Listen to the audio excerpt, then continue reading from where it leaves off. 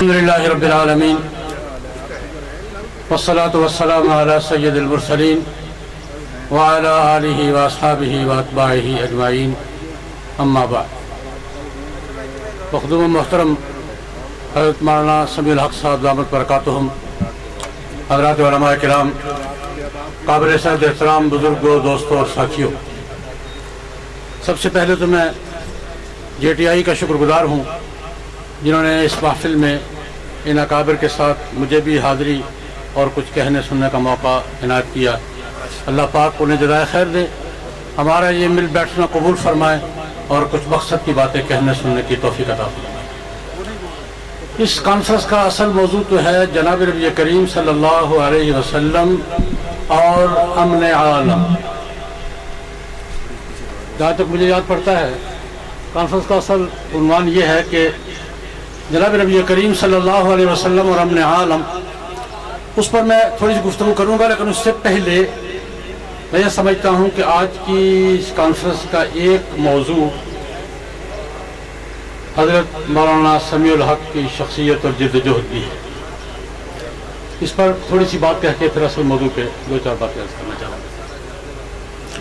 حضرت مولانا سمیع الحق صاحب دامت برکاتہم اور دارالعلوم حقانیہ ہمیشہ جہاد کا اور حق کا پشتیبان رہا ہے، اور آج بھی ہے اور آئندہ بھی رہے گا انشاءاللہ. اور اس وقت جس مرحلے پر، جس مشکل ترین مورچے کو حضرت مولانا سمیع الحق سنبھالے ہوئے ہیں اس بڑھاپے میں، سچی بات ہے انہیں سلام پیش کرتا ہوں اور ان کی عظمت کو سلام کرتا ہوں کہ اس وقت انہی سے یہ توقع کی جا سکتی تھی کہ وہ اس میدان میں اس مورچے کو سنبھالیں، اور انہوں نے کمال خوبی کے ساتھ اس مورچے کو سنبھال رکھا ہے. مولانا موجود ہے اس سے زیادہ میں کچھ نہیں کہوں گا، ورنہ شاید کیا کچھ کہتا تھا.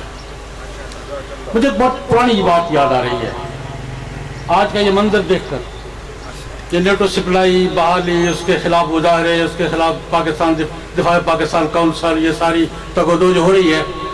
حضرت مولانا کو یاد ہوگی یا میرے کہنے سے شاید یاد آ جائے، جب ابھی امریکہ آیا نہیں تھا اس وقت بھی حضرت مولانا سمیع الحق صاحب نے ایک آل پارٹیز کونسل بنائی تھی، دفاع افغانستان اور دفاع پاکستان کونسل کے نام سے. اسلام آباد میں ایک اجلاس تھا آل پارٹیز، تقریباً ملک کی تمام پارٹیاں اس پہ شریک تھیں، اور خطرہ تھا کہ امریکہ یہاں مداخلت کرے گا، یہ کرے گا، وہ کرے گا. نہیں، اسلام آباد میں تھا، بڑا خط بھی الگ تھا. میں اسلام آباد کے اجلاس کی بات کر رہا ہوں. ایک قبائلی لیڈر نے ایک بات کہی تھی، مجھے اس وقت بھی کچھ لگی عجیب سی، اور اس کے بعد مسلسل 10 سال تک میں سوچتا رہا. آج وہ بات مجھے سمجھ میں آئی ہے. اور قبائلی لیڈر نے کھڑے ہو کر بات کی تھی کہ امریکہ آئے گا تو صحیح، جائے گا کدھر سے؟ تمہارا یاد ہے؟ مجھے اس قبائلی لیڈر کی بات یاد ہے کہ امریکہ آئے گا تو صحیح، جائے گا کدھر سے؟ یہ اس طرح جائے گا کدھر سے؟ میں سوچتا رہا یار، ابھی 2-3 دن ہوئے، ایک امریکی جرنیل کا بیان آپ کی نظر سے گزرا ہوگا، میں نے بھی پڑھا ہے. اس نے کہا اگر نیٹو سپلائی بحال نہ کی گئی تو ہم واپس کیسے جائیں گے؟ اپنے اپنے وقت کی بات ہوتی ہے. اس وقت واقعی میری اس کی بات میری سمجھ میں نہیں آ رہی تھی، ہم کیا کہہ رہے ہیں جذبات میں. لیکن اس 2-3-4 دن ہوئے، زیادہ نہیں، ایک امریکی جرنیل کا بیان چھپا کہ نیٹو سپلائی اگر بحال نہ ہوئی تو ہم واپس کیسے جائیں گے، ہماری واپسی کیسے ہوگی. تو میں نے کہا کہ اس واپسی میں آنے میں تو شاید ہم رکاوٹ نہیں بن سکے، لیکن واپسی میں انشاءاللہ رکاوٹ بنے گے، نہیں بن گئے ہیں، بنے گے نہیں بن گئے ہیں. ایک بات اور مجھے یاد آ گئی ہے. اس وقت جب افغانستان میں امریکہ آیا تھا اور قندھار کی طالبان کی اسلامی حکومت کو اسلحے کے زور سے ختم کیا گیا تھا، ہمارے بڑے مخدوم و محترم بزرگ ہیں، میں نام نہیں لوں گا، ہمارے بہت جنوبی ایشیا کی سطح کے بزرگوں میں سے ہیں، لندن میں رہتے ہیں. ایک مضمون میں انہوں نے لکھا بڑے حسرت کے ساتھ، بڑے افسوس کے ساتھ اور بڑے مایوسی کے ساتھ لکھا کہ سارا کھیل ختم ہو گیا. مولانا سمجھ گئے کہ میں نام نہیں لیتا. لکھا ایک مضمون میں کہ سارا کھیل ختم ہو گیا ہے. میں نے ان سے زبانی بھی عرض کیا اور ایک مضمون میں بھی تفصیل سے لکھا. میں نے کہا حضرت کھیل ختم نہیں ہوا، اصل کھیل اب شروع ہوا. کھیل ختم نہیں ہوا. میں نے کہا حضرت آپ اتنے مایوس نہ ہوں. میں نے لکھا بھی ایک کالم میں اور مولانا سے عرض بھی کی. میں نے کہا حضرت کھیل ختم نہیں ہوا، اصل کھیل اب شروع، فائنل راؤنڈ اب شروع ہوا ہے. میں نے کہا اصل کھیل اب شروع ہوا ہے. میں نے ان سے ایک بات کی. میں نے کہا حضرت 7-8 سال ذرا دیکھیں، تیل دیکھیں، تیل کی دھار دیکھیں، اس کے بعد آپ جو چاہیں تبصرہ کریں. میرا اندازہ 7-8 سال کا تھا، وہ 10-11 سال پہ چلا گیا ہے. اندازہ غلط ہو گیا، اور اندازہ غلط ہونے کی وجہ بھی یہ ہے کہ خود ہمیں بہت سے نئے نئے محاذ کھولنے کا شوق پیدا ہو گیا تھا. ہم نے الجھنیں پیدا کر دی، خدشات پیدا کر دیے ہماری وجہ سے. وہ 2-3 سال جو لیٹ ہوئے ہمارے اپنی وجہ سے کہ ہمیں بڑے نئے نئے محاذ پیدا کرنے کا شوق ہو گیا تھا. ورنہ آج سے 3 سال پہلے ہم اس کیفیت میں ہوتے، اور جس وقت کیفیت میں آج ہے. چلو دیر آئے درست آئے. اللہ تبارک و تعالیٰ مولانا سمیع الحق کی وہ کانفرنسیں بھی مبارک کرے اور آج کی کانفرنسیں بھی مبارک کرے. انشاءاللہ العزیز امریکہ جائے گا اور خالی امریکہ ہی جائے گا، باقی سب کچھ یہی رہے گا انشاءاللہ. آج کی کانفرنس کا موضوع ہے امن عالم اور جناب نبی کریم صلی اللہ علیہ وسلم کی سیرت طیبہ. اس پر میں کچھ عرض کرنا چاہتا ہوں. آج کل ہماری دنیا کا ایک بڑا موضوع ہے امن ضروری ہے. پاکستان میں بھی یہ بڑا موضوع ہے. امن ضروری ہے، ترقی کے لیے ضروری ہے، خوشحالی کے لیے ضروری ہے، استحکام کے لیے ضروری ہے. ہمارے سب کا نعرہ یہی ہے. امن کے بغیر ترقی نہیں ہو سکتی، امن کے بغیر خوشحالی نہیں آ سکتی، امن کے بغیر استحکام نہیں ہو سکتا. یہ بات درست ہے. امن ملک کی ضرورت ہے، امن عالم کی ضرورت ہے، امن انسانی سوسائٹی کی ضرورت ہے، انسان ہماری ضرورت ہے، مذہب کی ضرورت ہے، قوم کی ضرورت ہے. ساری بات سب کے لیے امن ضروری ہے. لیکن ایک نقطے پہ غور فرمائیے، اصحاب فکر و دانش بیٹھے ہیں، امن کے لیے بھی کچھ ضروری ہے یا نہیں ہے؟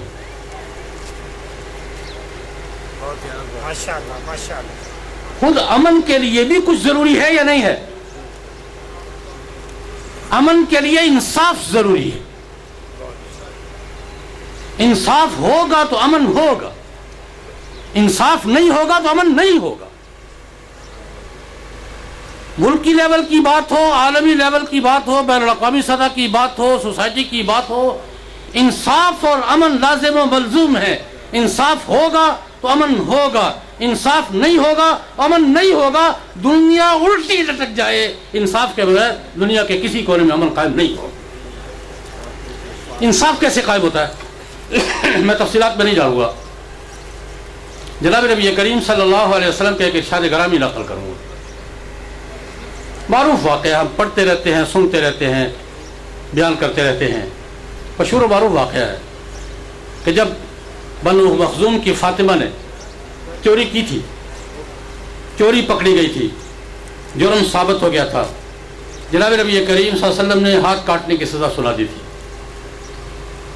سفارشی لوگوں نے سفارشی تلاش کی، خاندان والوں کی ناک کٹ رہی تھی. انہوں نے کہا کہ یہ فاطمہ کا ہاتھ نہیں کٹے گا، خاندان کی ناک کٹ جائے گی. خاندان والے سفارشیں تلاش کر رہے تھے. سفارشی تلاش ہوئے کون؟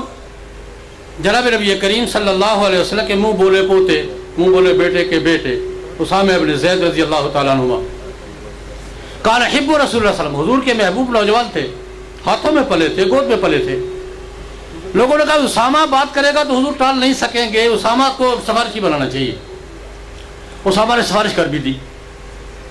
جناب نبی کریم صلی اللہ علیہ وسلم سے اسامہ نے سفارش کر بھی دی، یا رسول اللہ یہ ہوگا. حضور نے ایک رد عمل کا اظہار تو فرمایا اسامہ کے سامنے اس مجلس میں، ایک رد عمل کا اظہار فرمایا مسجد میں جا کر کھلے بندوں خطبے میں.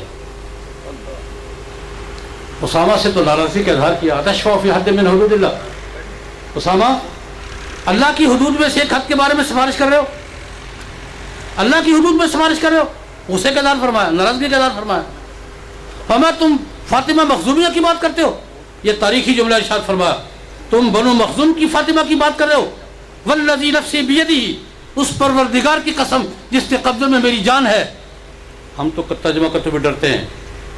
اگر میری بیٹی فاطمہ بھی چوری کرے تو اس کا ہاتھ بھی کٹے گا. یہ تو کہا اسامہ کو. لیکن میں اس سے آگے جانا چاہتا ہوں.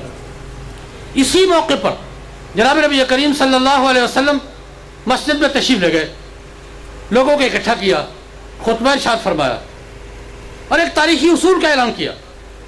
فرمایا یاد رکھو انما ہلک من کان قبلکم, ہمارے لوگوں تم سے پہلی امتیں کیوں برباد ہوئی ہیں, تم سے پہلی قومیں کیوں تباہ ہوئی ہیں, ان کی معاشرت کا بیڑا کیوں غرق ہوا ہے. فرمایا تم سے پہلے امتوں کی بربادی میں اس کے اسباب میں ایک بڑا سبب یہ تھا کہ کوئی وی آئی پی جرم کرتا تھا تو اس کو سزا نہیں ملتی تھی, اور غریب آدمی جرم کرتا تھا تو سزا پاتا تھا. یہ قانون کے نفاذ میں تفاوت. کوئی وی آئی پی سپیریئر کلاس کا آدمی, کوئی بڑا آدمی جرم کرتا تھا اس کو سزا نہیں ملتی تھی, اور عام آدمی جرم کرتا تھا سزا ملتی تھی. یہ قانون کا یکساں نفاذ نہ ہونا یہ بربادی کے اسباب میں سے تھے, یہ بربادی کا سب سے بڑا سبب تھا.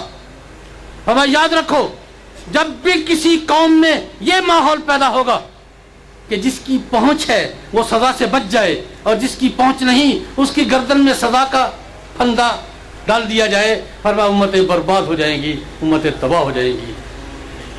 آج جناب نبی کریم صلی اللہ علیہ وسلم کے اس ارشاد گرامی کے حوالے سے میں آج کی دنیا پہ چاہوں گا, امن عالم کی بات ہے نا ہماری, آج امن عالم کا بین الاقوامی تناظر میں کیا صورتحال ہے, انصاف کہاں ہے. انصاف کے لیے بنے ہوئے ادارے ظلم کے نمائندہ ہیں. آج یو این او میں انصاف ہے, آج عالمی عدالت انصاف میں انصاف ہے, آج بڑی طاقتوں میں یورپی یونین میں انصاف ہے, آج اقوام کے ماحول میں انصاف کہیں نظر آتا ہے. ایک لطیفے کی بات عرض کروں, 2 سال پہلے کی بات ہے, امریکہ میں ایک جگہ ایک گفتگو ہو رہی تھی, میں بھی شریک تھا. ایک صاحب نے پوچھا مجھ سے, مولانا آپ نے یہاں دیکھا ہے انسانی حقوق کی کیا صورتحال ہے اور کیسے یہ عدالتیں اور سسٹم حقوق کی یہ پاسداری کرتے ہیں اور کیا. میں نے کہا بالکل میں دیکھتا ہوں. انہوں نے کہا جی یہ آپ اس سے, میں نے کہا میں دیکھ رہا ہوں بالکل, یہاں انسانی حقوق کی پاسداری ہوتی ہے, اس کا پیچھا کیا جاتا ہے, اس کا تحفظ ہوتا ہے.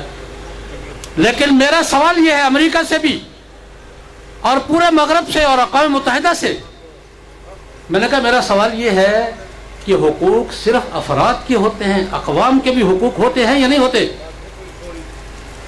تو کیا خیال ہے, اقوام کے حقوق بھی ہوتے ہیں یا نہیں ہوتے؟ ملکوں میں کوئی حقوق ہوتے ہیں یا نہیں ہوتے؟ فرد کی آزادی تو ہے, قوموں کی خود مختاری کدھر ہے؟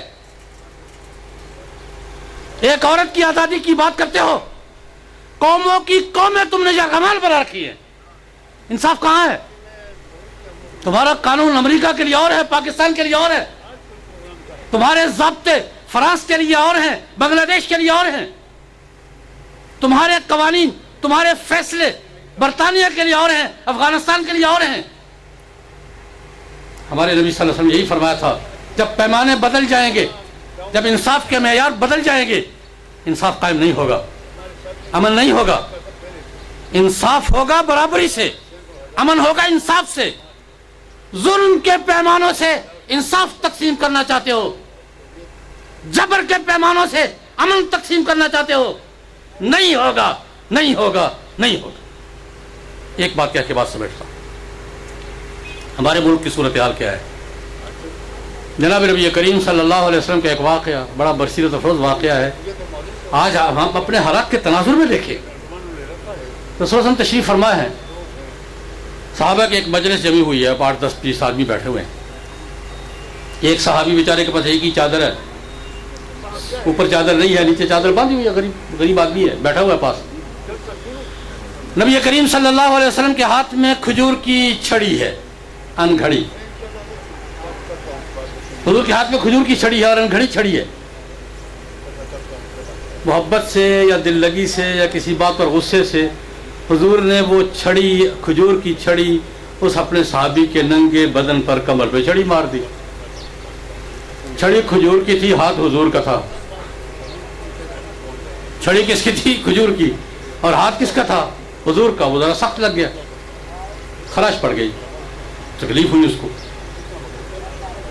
اس نے مڑ کے دیکھا, یا رسول اللہ آپ نے مجھے چھڑی ماری ہے؟ جی ماری ہے.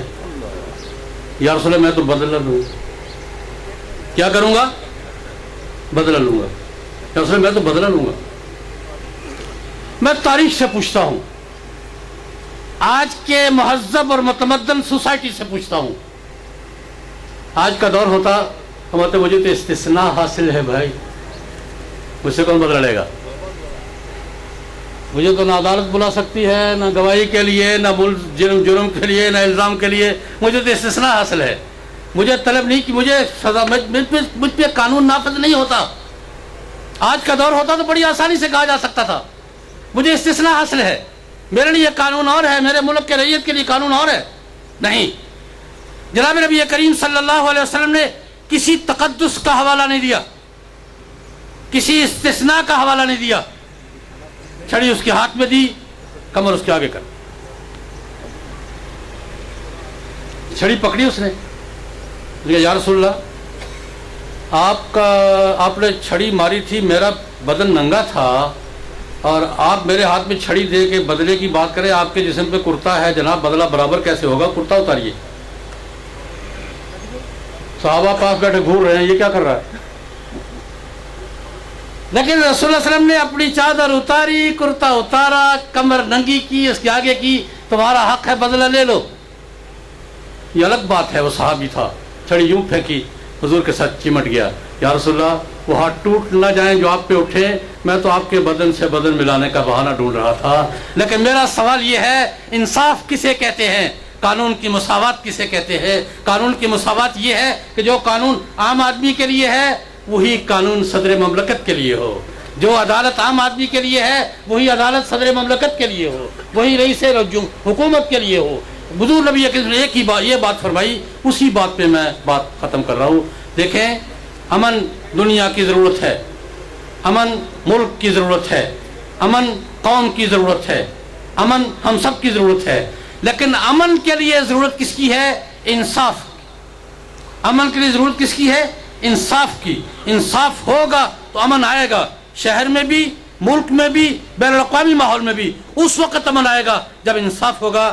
اور انصاف کے لیے میرے بھائیوں, آج تو دنیا مانتی ہے, آج تو دنیا اعتراف کرتی ہے, دنیا اعتراف کرتی ہے کہ انصاف کے لیے اگر کسی کو فالو کرنا ہوگا تو جناب نبی کریم کے ذات گرامی ہے. اور اس کے بعد نام لیا جاتا ہے, دنیا نام لیتی ہے, میں کیا ہوں. دنیا کہتی ہے کہ انصاف اگر قائم کرنا ہے تو اس کے لیے ہمیں حضرت عمر کا دروازہ کھٹکھٹانا. اللہ پاک مجھے اور آپ سب کو صحیح رخ پہ کام کرنے کی توفیق عطا فرمائے. وآخر دعوانا ان الحمدللہ.